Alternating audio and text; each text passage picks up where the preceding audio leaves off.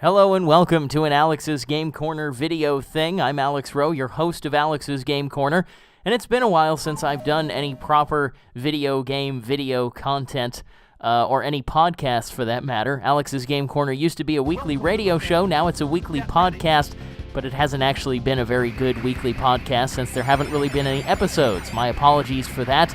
I'd like to start doing more regular content, both video and audio-wise, hoping to do at least one video and one audio selection every week. Audio podcasts will go up on Friday, and videos will go up whenever I feel like it. And there will still also be occasional text reviews and news items and previews and so forth along the way. What we're looking at here is Space Harrier on the 32X. There are a lot of folks out there who sort of deride the 32X for not having a very good library or a very big library, and while it is the case that the 32X didn't have that many games and it didn't have that many great games, it does have this amazing version of Space Harrier, so that kind of excuses all of its ills, I think. Well, maybe not. I mean, it was kind of a weird add-on thing in a time when Sega didn't really seem to know what they were doing, but this version of Space Harrier is amazing. Space Harrier was an arcade game back in the 80s that ran on Sega's Super Scaler hardware, which was basically a graphics board that was designed entirely to scale thousands and thousands of sprites very, very quickly.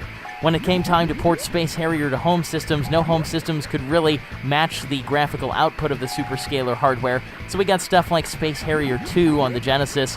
There was a weird NES port even, and computer ports, but none of them quite matched the graphical look of the original arcade game until this 32X version came out.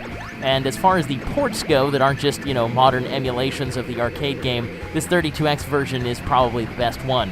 The 32X added sprite scaling capability to the Genesis. Any of the Super Scaler games that came to the original Genesis kind of had to use some cheap sprite drawing techniques to emulate scaling. They couldn't properly scale sprites, but the 32X hardware had proper sprite scaling technology in it, and so it was able to create this pretty amazing version of Space Harrier. Well, I mean, it didn't create it, it was rendering it. Anyway, I really like Space Harrier. This game is a forward-scrolling, fast-paced rail shooter. It probably created this genre. There's, some debate. I mean, you could say that the original vector-based Star Wars was a rail shooter of this ilk, but it didn't have a character on screen that you had to move around, past obstacles, and it didn't quite have this manic feel to it. So if you want kind of the progenitor of an entire genre of modern rail shooters, this was it. I say modern, but really the rail shooter has kind of died in the last few years, so I guess it isn't all that modern a genre. Anyway, here I am just babbling about Space Harrier. It's a fantastic game.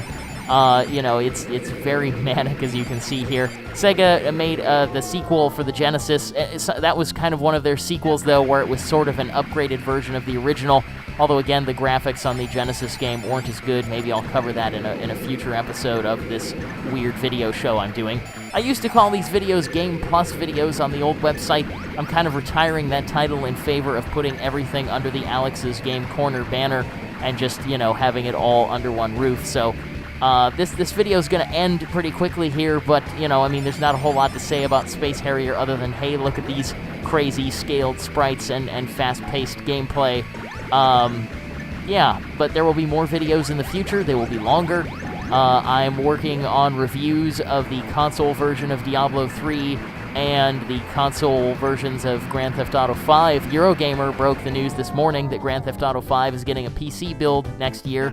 Surprise, surprise, a successful game is coming to the PC. Who would have thought? And that's it. I just died. It's game over. Put my initials in here.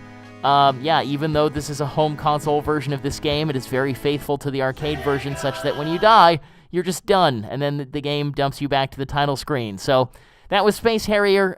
Many more videos and audio snippets to come. Look for a podcast tomorrow. Thank you for watching this video. Okay, that's it. I'm done.